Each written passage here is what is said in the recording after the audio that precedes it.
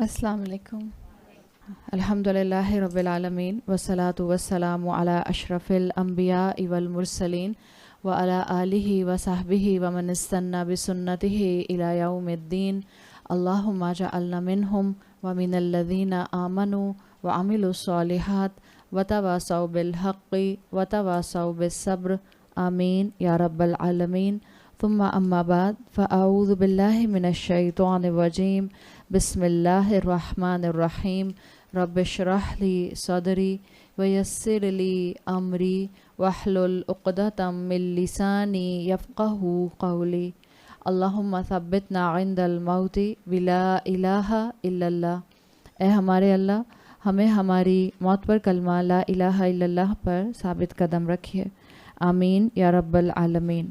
سورۃ یاسین کی آیت نمبر 65 آلموسٹ ہم مکمل کر رہے تھے، اور آیت نمبر 65 میں روز محشر میں مختلف مراحل میں سے ایک مرحلہ جو ہے وہ اللہ تعالیٰ نے اس مقام پر مینشن کیا ہے، جہاں مجرم اللہ کے سامنے ایکسکیوزز دینے کی کوشش کریں گے اور فرشتوں کے ساتھ آرگیومنٹس کریں گے، تو اللہ تعالیٰ ان کے منہوں کے اوپر مہر لگا دیں گے، اللہ ان کے منہ کو سٹچ کر دیں گے. آیت نمبر 65 میں آیا تھا الیوم نختم علی افواہہم وتکلمنا ایدیہم وتشہد ارجلہم بما کانوا یکسبون. اللہ تعالیٰ ان کے منہ پر مہر لگا دیں گے، ان کے ہاتھ کلام کریں گے اور ان کے پاؤں گواہی دیں گے بوجہ اس چیز کے جو وہ کانسٹنٹلی کماتے رہے تھے، یعنی جو ان کا کانسٹنٹ عمل تھا، جو ان کا کانسٹنٹ لائف سٹائل تھا. قرآن میں جیسے آتا ہے کہ انسان کے اپنے گناہ اس کے اوپر جو ہیں وہ وٹنس بن جائیں گے. قرآن میں آتا ہے کفا بنفسک علیکا شہیدا، تم خود اپنے نفس کے اوپر جو ہو وہ گواہ ہو. تو یہ آپ کو دو اینگل یہاں ملے. امام قرطبی کہتے ہیں کہ انسان کے ہاتھ بولیں گے اس لیے کہ کرائم سین تک لے کر جانے والے، کسی گناہ کے کام پر لے کے جانے والے پاؤں تھے، تو پاؤں تو گواہی دیں گے کہ ہم اس کو لے کر گئے تھے. اور کلام ہاتھ کریں گے اس لیے کہ جو بھی جرم انسان کرتا ہے وہ اپنے ہاتھوں سے کرتا ہے. تو اس طرح سے یہ دو ڈفرینسیشن جو ہے امام قرطبی نے اپنی تفسیر میں کی ہے. بعض مفسرین نے اس آیت سے یہ دلیل نکالی کہ اگر بعض لوگ جو یہ کہتے ہیں کہ جب اللہ کو سب بات معلوم ہے تو اللہ کو کیا ضرورت ہے کہ انسان کے ہاتھوں سے کلام کروائیں اور انسان کے پیر اس کی گواہی دیں. تو اس کی دلیل کے اندر جو مفسرین نے بات کہی ہے وہ یہ کہ اللہ اپنی نالج کی بیس پر ہر انسان کی فطرت کو، اس کے انکلینیشنز کو اور اس کے زندگی کے رجحان کو جانتا ہے، لیکن اللہ اپنے علم کی بیسس پر کبھی کسی کو سزا نہیں دیتا. جیسے ہم کہتے ہیں نا کہ اللہ کی نالج میں تو ہر چیز ہے. جب آپ یہ سنتی ہیں کہ اللہ نے کہا ہے کہ جس نے جنت میں جانا ہے اور جس نے دوزخ میں جانا ہے اللہ سب جانتا ہے، تو بعض لوگ یہ اسی بات کو اپنی کم علمی کی وجہ سے اپنے بے عملی کی دلیل بنا لیتے ہیں کہ جب اللہ نے ہی نہیں چاہا تو میں کیسے جنت میں جا سکتا تھا، یا کیسے مجھے ہدایت مل سکتی تھی. یا یہاں پر بھی یہ بات آتی ہے کہ جب اللہ کو سب معلوم ہے تو پھر اللہ کو کیا ضرورت ہے ہاتھ پیر کی گواہی کی.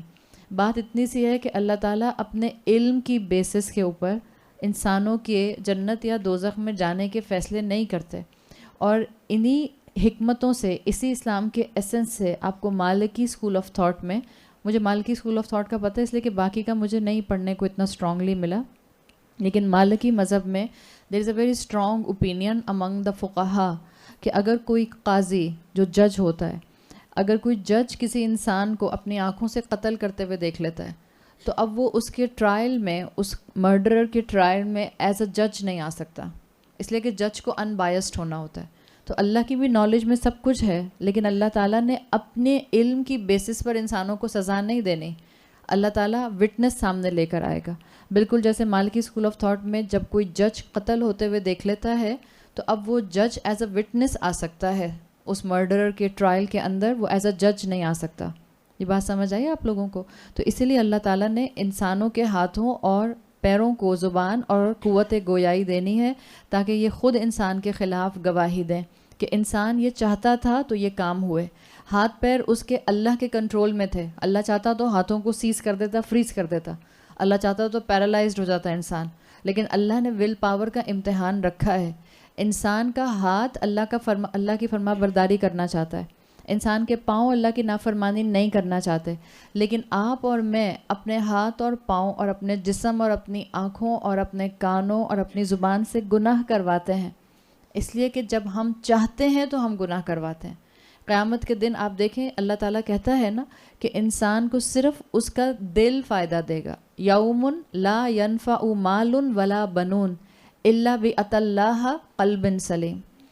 انسان کا دل صرف اس دن اس کو فائدہ دے گا. انسان جو دل چاہتا ہے اسی طرف اسی ڈائریکشن پر اپنے لائف سٹائل کو لے جاتا ہے.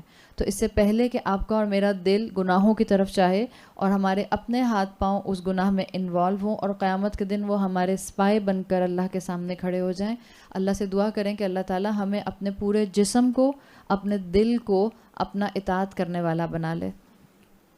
آگے اب یہاں آیت نمبر 66 سے چھٹا حصہ شروع ہو رہا ہے سورۃ یاسین کا.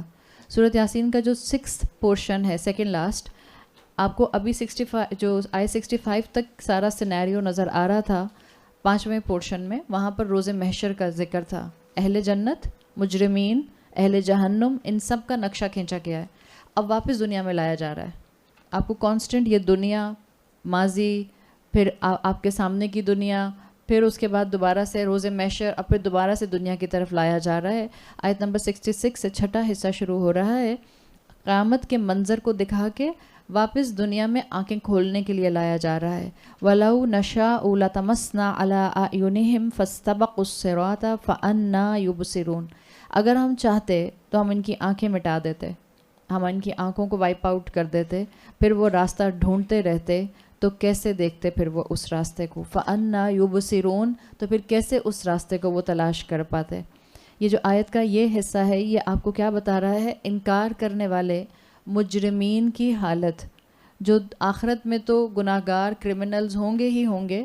اللہ تعالیٰ نے دنیا میں ان کا معاملہ کیا رکھا ہے کہ ان کے انکار کی وجہ سے, اور ون ٹائم انکار نہیں, ان کے کانسٹنٹ انکار کی وجہ سے اللہ تعالیٰ نے ان سے ہدایت تک پہنچنے کی صلاحیت چھین لی. یاد ہے ہم نے بات کی تھی دلوں پر مہر لگا دینا.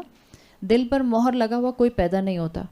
انسان کی کانسٹنٹ نافرمانی, حق آنے کے باوجود, علم آنے کے باوجود انسان کی کانسٹنٹ نافرمانی اس کے دل کو سیل کر دیتی ہے, اس کے دل تک ہدایت کو نہیں پہنچنے دیتی. اور یہ انہی لوگوں کی ایک پکچر یہاں پر کھینچی گئی ہے کہ وہ جنہوں نے خود حق کی آواز کے اوپر اپنے کانوں کو کور کر لیا, دنیا کی نشانیاں دیکھ کے اپنی آنکھیں بند کر لیں, جنہوں نے چاہا کہ حق ان کے دل کے اندر اور ان کی عقل کے اندر پینیٹریٹ نہ کرے. اللہ تعالیٰ نے ان کا ایک نقشہ کھینچا ہے کہ یہ انسان بھی, بڑے سے بڑا کافر, بڑے سے بڑا منافق, بڑے سے بڑا اللہ کا نافرمان اور کرمنل, ایک وقت ایسا آتا ہے کہ وہ اللہ کی طرف پلٹنا چاہتا ہے. جیسے میں نے آپ کو مثال دی تھی فرعون کی. فرعون دنیا کا سب سے زیادہ, جس کو آپ کہتی ہیں ٹائرنٹ انسان, پیرانوائڈ, سائیکوپیتھ, کچھ بھی کہہ دیں آپ اس کو, اس لیے کہ بائی پالیسی ہر دوسرے سال اپنے علاقے کے بنی اسرائیلیوں کے لڑکوں کو قتل کرایا کرتا تھا, میس مرڈرر.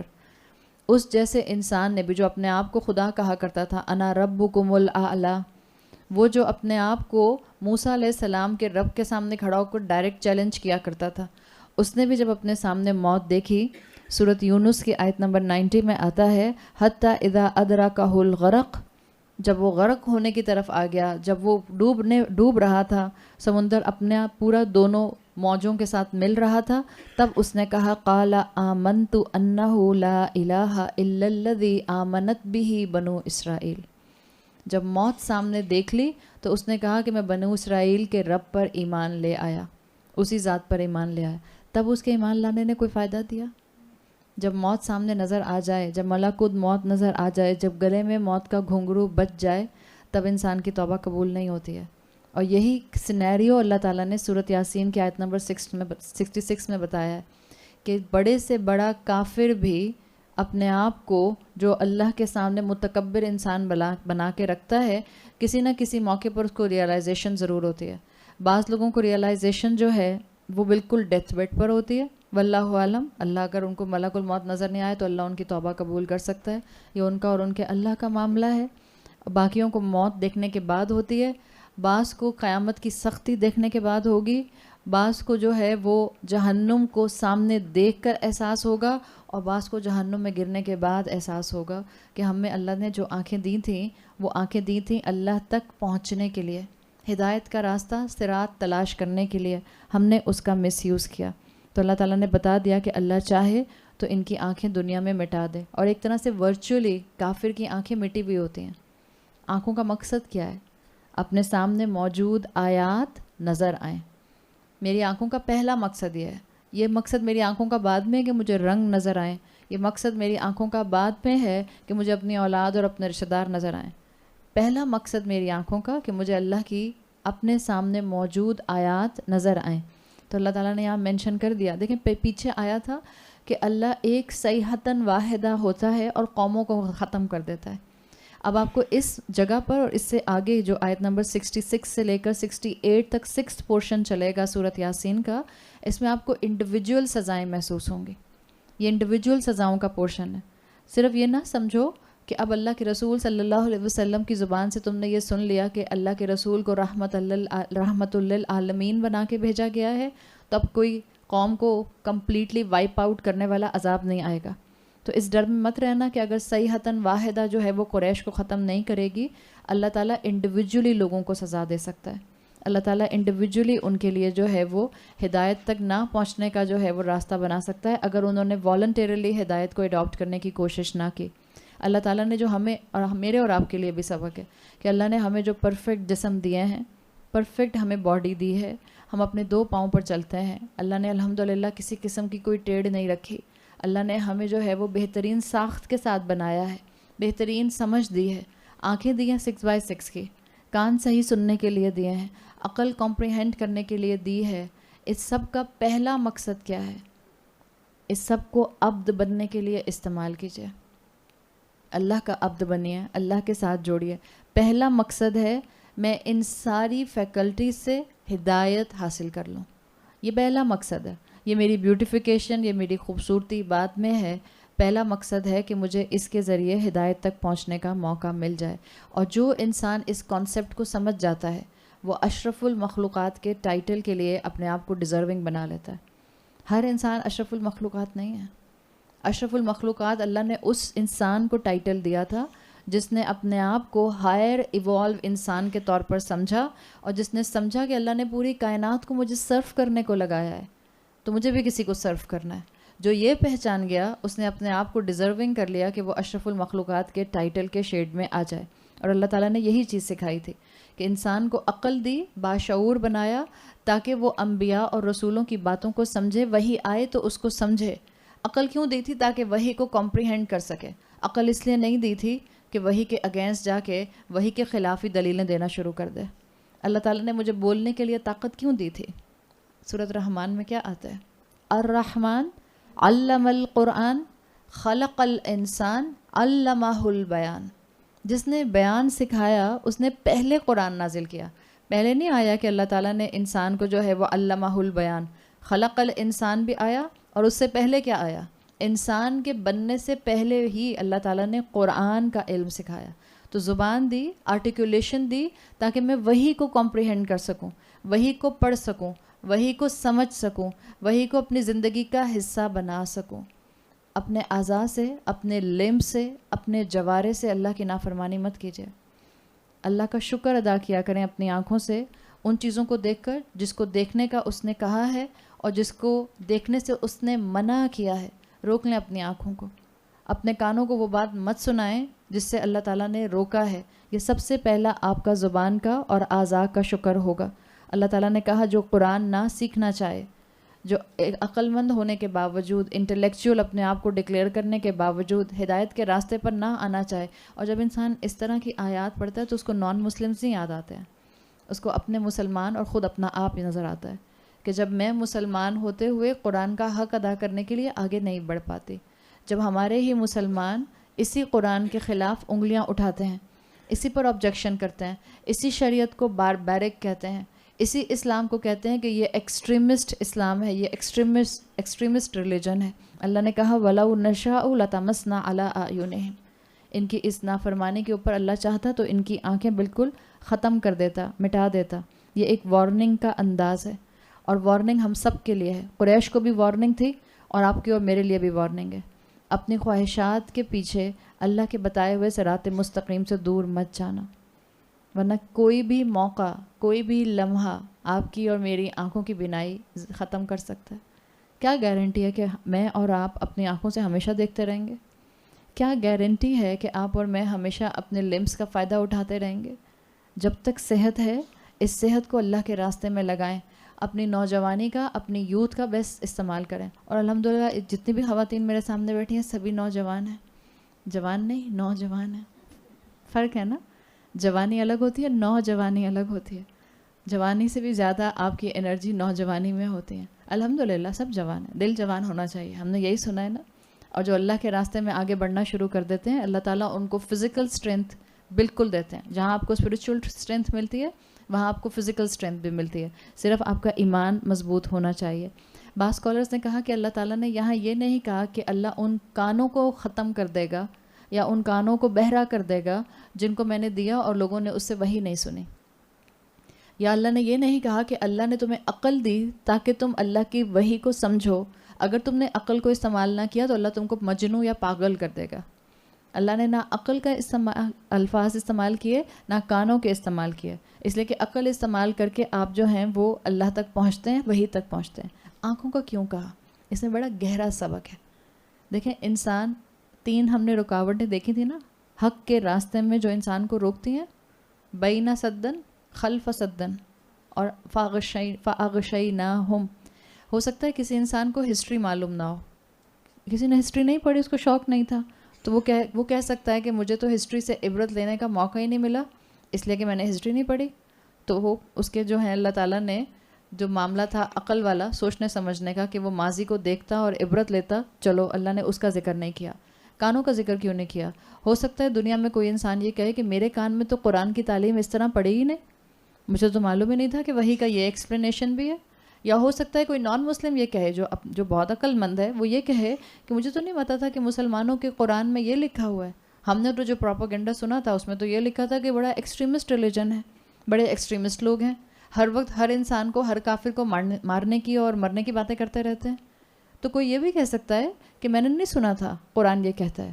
تو اللہ تعالیٰ نے کانوں کا ذکر بھی نہیں کیا. آنکھوں کا ذکر کیوں کیا؟ جس نے نہ ماضی سنا اور جس نے نہ وحی کو سنا. آنکھوں کے سامنے تو دنیا موجود ہی ہے نا، دنیا تو نظر آ رہی ہے، دن رات کا آنا جانا نظر نہیں آتا، سورج اور چاند کا آپ نے پیچھے ایک مدار میں چلنا نظر نہیں آتا، موسموں کا بدلنا نظر نہیں آتا، صبح سے شام تک کے اندر تمہاری مصروفیات کے اندر تمہارے کتنے ٹھوکر لگنے کے باوجود سیدھا کھڑا رہنا نظر نہیں آتا، تمہارے اپنے زندگی کے سائیکل میں تمہارے اپنے آپ کو دیکھنے کے بعد آئینے کے اندر نیو بورن سے ایک ٹوڈلر اور ٹوڈلر سے ایک نوجوان اور نوجوان سے جوان اور اس کے بعد ایڈلٹ اور پھر بوڑھا نظر نہیں آتا. تو آنکھیں تو ہر ایک کے پاس ہیں. جس کے پاس عقل ہے وہ اپنے آس پاس کی آیات کو اچھی طرح دیکھ کر سمجھ سکتا ہے. لیکن پھر جو اس کے باوجود غافل رہے گا، اللہ کے پاس پوری اتھارٹی ہے. یاد ہے نا اللہ کی صفت العزیز آئی تھی؟ اللہ کے پاس پوری اتھارٹی ہے کہ اللہ جس وقت چاہے اس کی بینائی کھینچ لے، اس کو اندھا کر دے. اور وہ لوگ، قرآن کا مفہوم آتا ہے آیت کا کہ وہ لوگ جو دنیا میں آنکھیں ہونے کی باوجود اللہ کی آیات تک نہ پہنچ سکے، اللہ قیامت کے دن ان میں سے کئی لوگوں کو اندھا اٹھائے گا اور وہ پوچھے گا قیامت کے دن کہ میں تو آنکھوں والا تھا. پھر اس کو آواز آئے گی کہ تم نے ان آنکھوں کا حق ادا نہ کیا.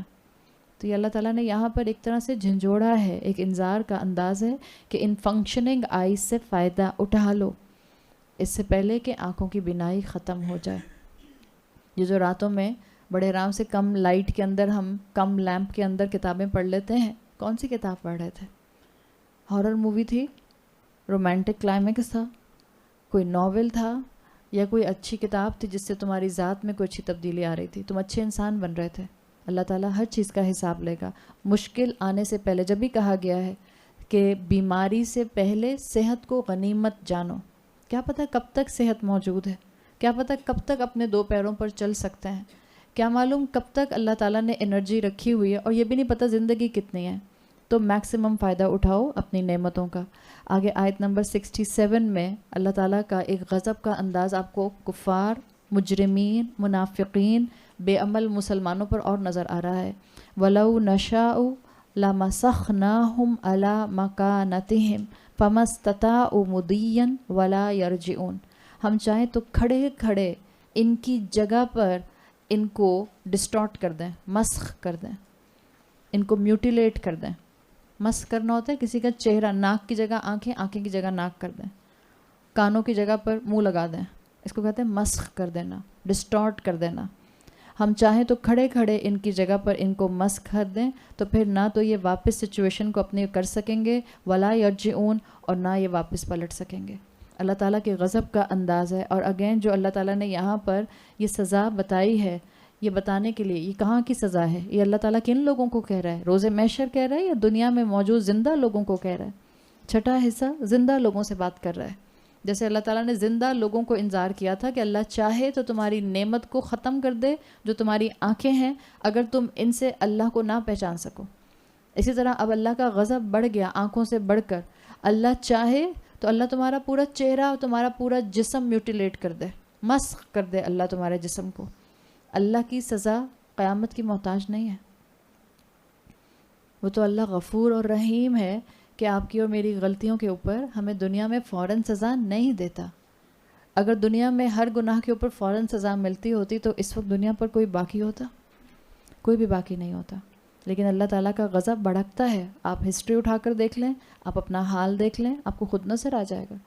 مکافات عمل جس کو ہم کہتے ہیں، جب انسان دوسروں کے ساتھ زیادتی کرتا ہے اللہ تعالیٰ اس کی زندگی میں اس کو اس کا مزہ چکھا دیتے ہیں.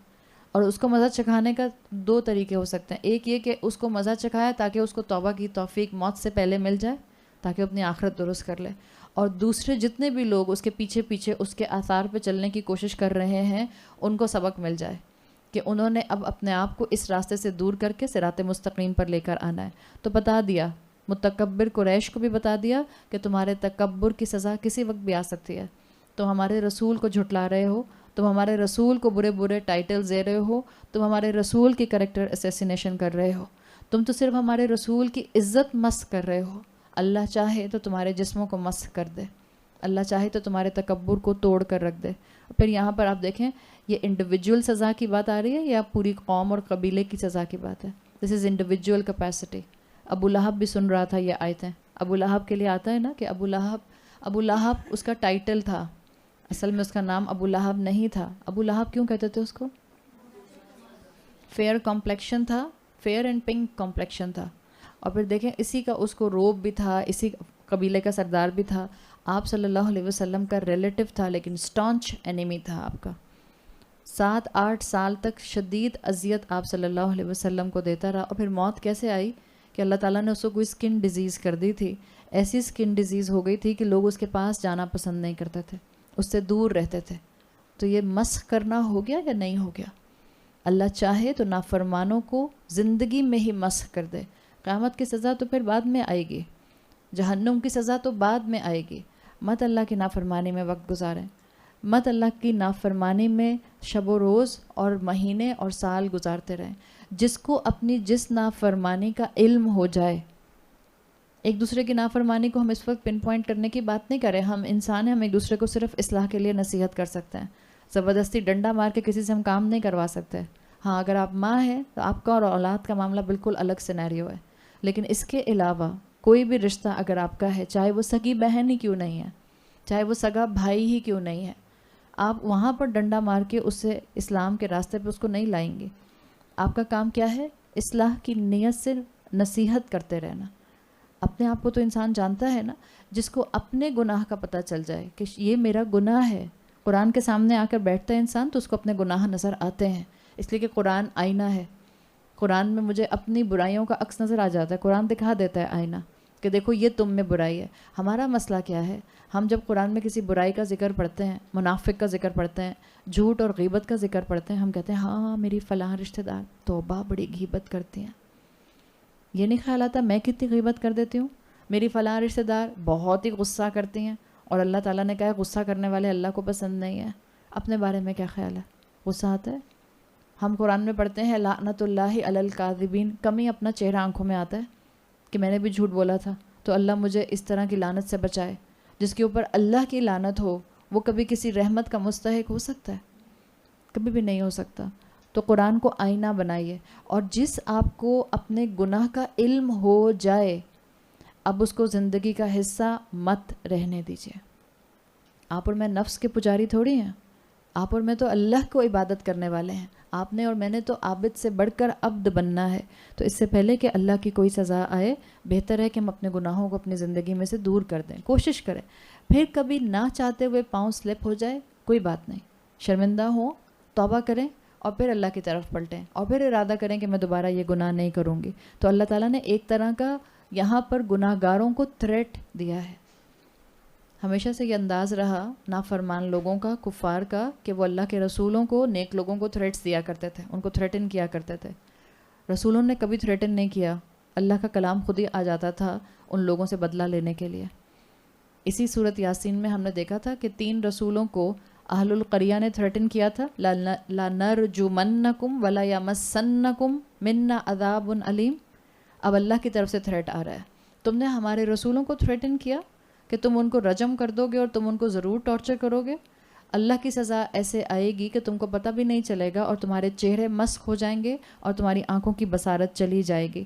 تو اللہ تعالیٰ سے ہم کثرت سے دعا کریں کہ اللہ تعالیٰ ہمیں اپنی زندگی میں جتنے اپنے گناہ نظر آتے ہیں ہمیں اپنی رحمت سے ان گناہوں کو دور کرنے والا زندگی سے بنا دے.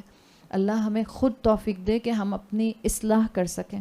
تزکیۃ النفس کرنے والا انسان اپنی برائیوں پر اتنا فوکسڈ ہوتا ہے کہ اس کو لوگوں کی برائیاں نظر نہیں آتی ہیں, اس کو اپنی برائیاں اتنی میگنیفائڈ نظر آتی ہیں. اور ایسا ہی انسان ہوتا ہے جو غیبت سے بچ جاتا ہے. جہاں زبان کسی دوسرے کی برائی کرنے لگتی ہے اس کا جو اندر کا ایک, جس کو آپ کہتے ہیں نا کانشیس لیول ہوتا ہے, وہ اس کو اس کی اپنی غلطی کا احساس دلا دیتا ہے. تو زبان وہیں رک جاتی ہے, بریک لگ جاتی ہے. آگے فرمایا آیت 68 میں. اب آیت 66 اور 67 میں جو بات تھی وہ تو تھا اللہ کا عذاب, اللہ کی سزا. کوئی بیماری آ جائے اور کوئی بہت ہی لیتھل بیماری آ جائے, ٹرمینل ڈیزیز آ جائے. بعض لوگوں کو اچھے خاصے صحت مند ہوتے ہیں اور پھر اس کے بعد پتہ چلتا ہے اچانک سے ایک بلڈ ٹیسٹ آیا جو ڈسٹرب تھا, 4-5 کرائے تو پتہ چلا 4th اسٹیج کینسر ہے. اور یہ کس انسان کو آپ کہیں گی کہ یہ اس کے لیے سزا ہے؟ کیا میں کسی دوسرے انسان کو کسی بیماری میں دیکھ کے یہ کہہ سکتی ہوں کہ اس کو سزا ملے اس کے گناہوں کی؟ نہیں, کبھی بھی اپنی زبان کو مت کھولیے گا اس طرح سے. انسان اپنے آپ کو ٹھوکر لگے, ہم نے یہ بات کی تھی, خود ٹھوکر لگے تو کیا کہنا ہے کہ شاید صبح کوئی غلطی ہوئی تھی تو مجھے اس کی سزا مل گئی. اللہ چاہتا ہے میں اپنی غلطی کی اصلاح کر لوں, اللہ سے جڑوں, معافی مانگوں. اور جہاں کسی سامنے والے کو ٹھوکر لگے اس کو نہیں کہنا اچھا ہوا اپنے گناہوں کی سزا بھگتی, اس کو کہنا کوئی بات نہیں, اللہ آپ کو اپنے سے قریب کرنا چاہ رہا ہے. اس کو انسینٹیو دیں. ہو سکتا ہے وہ کتنا ہی گناہ گار انسان کیوں نہ ہو, کوئی سنگر ہے اور اس کو پتہ چلتا ہے کہ اس کو 4th اسٹیج کینسر ڈائگنوز ہو گیا. اب اس کو پوری قوم کہتی رہے بہت اچھا ہوا, گناہ کی سزا ملی نا, دیکھا کیسا مکافات عمل سامنے آیا. مسلمان ایسے نہیں ہوتے ہیں. مسلمان اپنی ذات پر رکھتے ہیں, ہاں سبق سیکھتے ہیں خاموشی سے, زبانیں اپنی کنٹرول میں رکھتے ہیں اور اس کو اللہ سے اس موقع کے اوپر بھی جوڑنے کی کوشش کرتے ہیں. کیا معلوم وہ انسان ایسی توبہ کرے اپنی زندگی کے آخری لمحوں میں کہ اس کی توبہ کا کرنا آپ کے بھی نامہ اعمال میں ایک اتنی بڑی نیکی کو ایڈ کر دے. اس لیے کہ آپ نے اس کو ایک انکریجمنٹ کا جملہ بولا تھا. آپ کا ایک انکریجمنٹ کا جملہ اگر ایک انسان کو توبہ اور ہدایت کی طرف لے آتا ہے, یہ آپ کے لیے 100 سرخ اونٹوں سے بہتر ہے. آپ صلی اللہ علیہ وسلم کی حدیث کا مفہوم آتا ہے کہ تمہارے لیے ایک انسان کا تمہارے کسی جملے سے ہدایت کے راستے پر آ جانا 100 سرخ اونٹوں سے بہتر ہے. اور سرخ اونٹ عرب میں اس دور میں بہت ہی مہنگا اونٹ ہوتا تھا, جیسے آپ آج کے زمانے میں آڈی سمجھ لیں, اتنی مہنگی گاڑی. 100 سرخ اونٹوں سے بہتر ہے صرف ایک انسان کا ہدایت پر آ جانا. مہنگا سودا ہے یا بہت ہی اچھا سودا ہے؟ مشکل ہے یا آسان سودا ہے؟ بہت آسان ہے. لوگوں کو دین کی طرف بلانے کے لیے ان کے گناہوں کو ہائی لائٹ مت کریں. یہ مسلمانوں کا طریقہ ہوتا ہے. مسلمان لان تان کر کے لوگوں کو دین کی طرف نہیں بلاتے. مسلمان ہمدردی کے ساتھ لوگوں کو دین کی طرف بلاتے ہیں, کامن گراؤنڈز پر بات کر کے دین کی طرف بلاتے ہیں. ورنہ اگر ہم نے لوگوں کے گناہوں کو ہائی لائٹ کر کے ان کو دین کی طرف بلانے کی کوشش کی تو پھر نہ تو کوئی دین کی طرف آئے گا اور نہ بتانے والوں میں جرت ہوگی کہ وہ اپنے گناہوں پر نظر رکھتے ہوئے کسی کو کوئی اچھی بات بتا سکیں. تو رسول اللہ صلی اللہ علیہ وسلم کی سنت پر عمل کیجیے اور لوگوں کو ہمدردی کے ساتھ دین کی طرف لے کر آئیے. جی سائرہ. نہیں, سائرہ کہہ رہی ہیں کہ کیا ہر بیماری جو ہے وہ یا ہر تکلیف جو ہے وہ سزا ہوتی ہے؟ آپ لوگوں کو ایک کانسیپٹ معلوم ہے دین کا, ابتلا کا, آزمائش کا. اللہ تعالیٰ کی طرف سے آزمائش نیک لوگوں پر بھی آتی ہے. نیک لوگوں پر آزمائش جب آتی ہے وہ ان کا مقام بلند کرنے کے لیے آتی ہے، ان کا درجہ بلند کرنے کے لیے آتی ہے. اور کیونکہ نیک لوگ بھی انسان ہوتے ہیں تو ان کی زندگی میں اگر کوئی خطا کمی رہ گئی ہوتی ہے، کوئی گناہ ہوا ہوتا ہے، تو اللہ تعالیٰ اس بیماری، اس تکلیف کی وجہ سے ان کو دنیا میں ہی پاک کر دیتے ہیں. ہر تکلیف سزا نہیں ہوتی ہے. اس کو اس طرح سے لیں گے تو پھر ہمارے لیے چیزوں کو سمجھنا مشکل ہو جائے گا. اصل میں ایک رمضان کا مہینہ، وہ بھی رمضان کے صرف 18 دن دین کے ایسنس کو سمجھنے کے لیے کافی نہیں ہوتے ہیں. تو بہت سے سوالوں کے جواب آپ کو ملے ہوں گے، بہت سے سوالوں کے جواب ابھی بھی آپ کے ذہن میں ہوں گے. اس لیے سب سے اچھا طریقہ یہی ہے کہ اللہ سے دعا کیجئے کہ اللہ تعالیٰ آپ کے وقت میں برکت دے، اللہ تعالیٰ آپ کو بہترین اسٹریٹجی بنانے والا بنائے. جہاں قرآن کی کلاس کو آپ جوائن کر سکتی ہیں، آپ بالکل اس کو رمضان کے بعد، یا سمر بریک ہو رہی ہے، سمر بریک کے بعد اس کو جوائن کیجیے گا. آپ میں سے جو لوگ ہمارے ٹوائس اے ویک کورس میں جوائن کرنا چاہیں، اسٹوڈنٹ تو بننا اب شاید آپ کے لیے مشکل ہو، اس لیے کہ ہم آلریڈی اپنی دوسری ٹرم کمپلیٹ کر رہے ہوں گے، لیکن آپ میں سے جو بھی تفسیر کے لیے ایز اے لسنر آنا چاہے گا، آپ لوگ آ سکتے ہیں. اس کے کچھ پروٹوکال ہوگا، آپ کانٹیکٹ کیجیے گا. کوشش کر رہے ہیں ہم آپ کو کل انشاءاللہ اپنے سب کانٹیکٹ نمبرز دے دیں. اگر کوئی تعمیر کے لیے کانٹیکٹ کرنا چاہے تو ہم اس کے لیے بھی نمبر دے دیں گے.